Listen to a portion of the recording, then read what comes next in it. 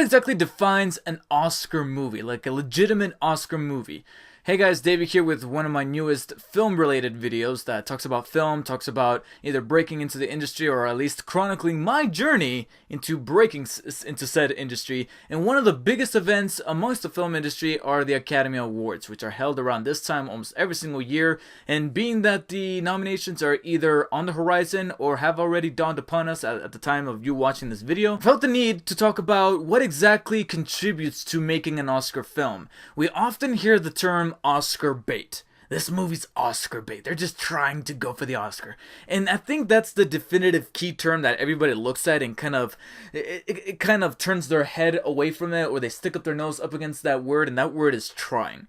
And to an extent, it is true that certain movies try a little too hard to be that Oscar type of film. So if you're planning on being a filmmaker and have always had a dream or an aspiration to hopefully someday win an Oscar for Best Director or Best Screenplay or the big coup de grace, Best Picture, well then, in the immortal words of Elsa, let it go. Yeah, just let it go. Don't even think about it. Now, I'm not saying don't keep that dream alive, just don't try to make that your single goal when making a film. Because, trust me, I was in that same camp. When I was younger, I always had aspirations to not only make big blockbuster films, but also Oscar-winning pictures. And of course, I still have that dream right now, but that's not the priority. My biggest priority right now is to make genuinely great films, to actually capture the art, practice it, and just get better and better at it with every film that I make. And as a filmmaker, you also need to take that route, because eventually, as you continue going forward, you realize that the priority is never to win an Oscar. The priority is to make a movie, period. Even if the movie's bad, it's just to make a movie, period. You'll realize that down the line as you go into film school, you go to college, or you just move to the big city. You need to strike that balance of what exactly makes a good movie that separates itself from being an Oscar bait film. And Oscar bait films often go for that touch of sentimentality. And that's why some other properties, like for example this past year, let's look at one of the biggest films, in fact the biggest contender for the Best Picture, Best Director, and Oscar, as well as amongst many, many others, La La Land. The one thing that separates La La Land from others is its sincerity. It's homages to old Hollywood without trying too hard to be like old Hollywood. It has original music. Sure, we revisit certain locales that might be foreshadowed or might have been used in previous pictures, but they never say, oh hey look, it's like that thing, but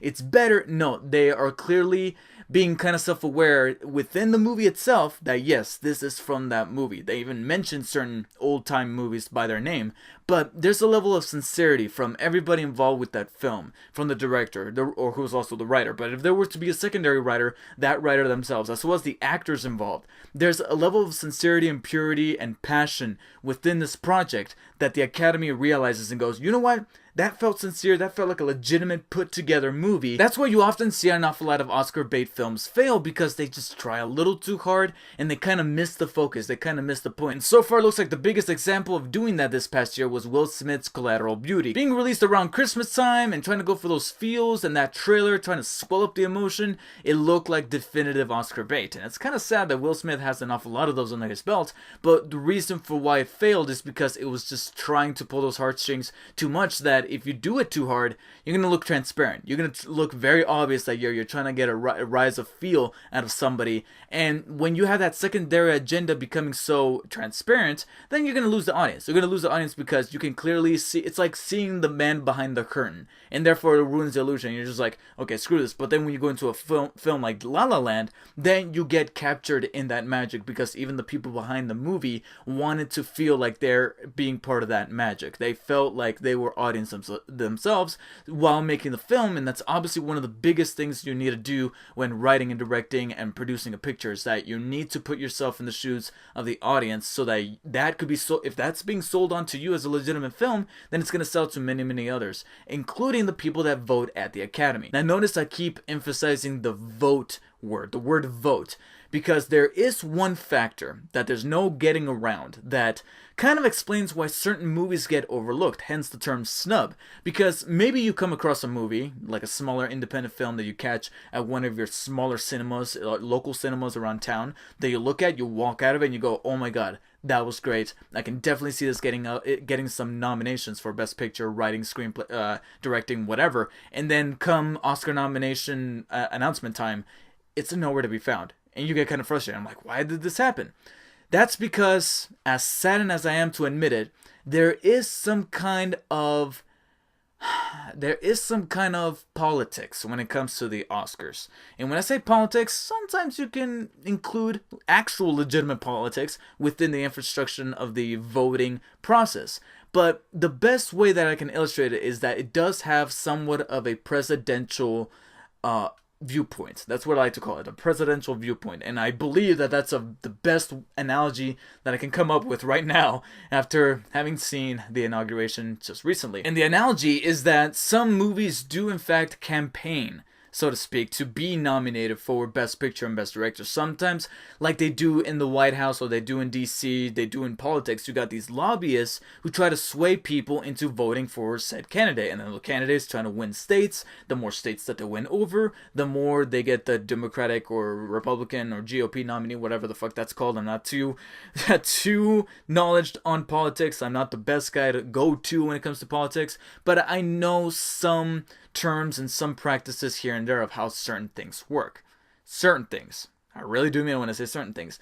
And a little bit of that can be applied to films that are released around Oscar time, which is the fall movie season that has been labeled Oscar time because it is around this time that's closest to the ceremony, and that's when certain movies manage to be retained in Oscar voters' minds. And the studios behind these movies realize that, so they try to lobby these movies. So if you were to visit some kind of niche website that's all about film criticism, film reviews, and analytical articles about certain films or genre of films, anything that has to do with film, you might come across, especially around Oscar time, a little ad saying, for your consideration, Moonlight, or for your consideration, La La Land, whatever.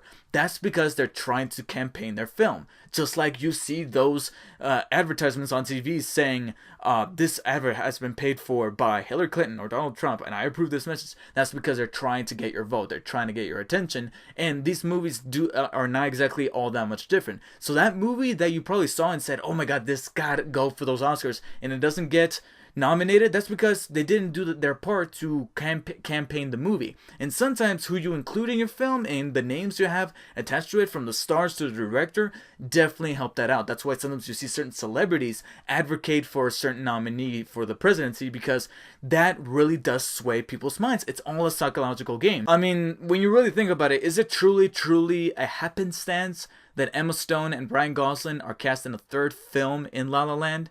No.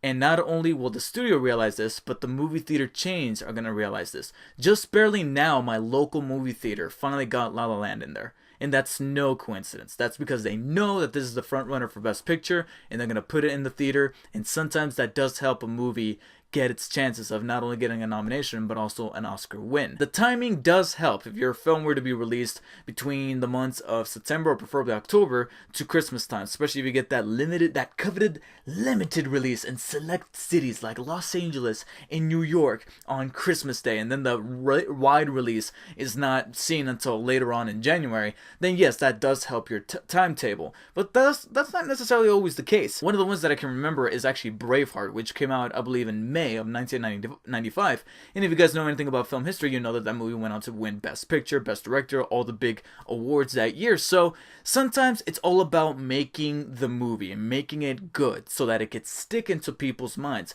particularly those people that are going to be voting at the Academy. And it's hard. It's hard to balance that out. I know that any movie that I look at and said, oh my god, this is a hard-hitting drama with great performances, I can definitely see it being an Oscar contender, and then come Oscar time of that year's release of my film, it doesn't get nowhere near the nomination ballot.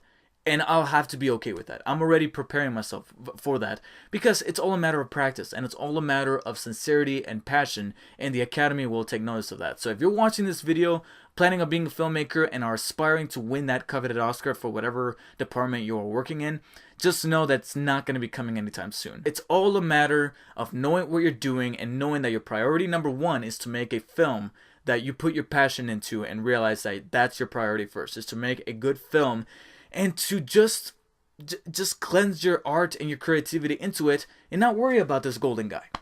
It'll come. He will come. He will come, and he will allow you to grab him.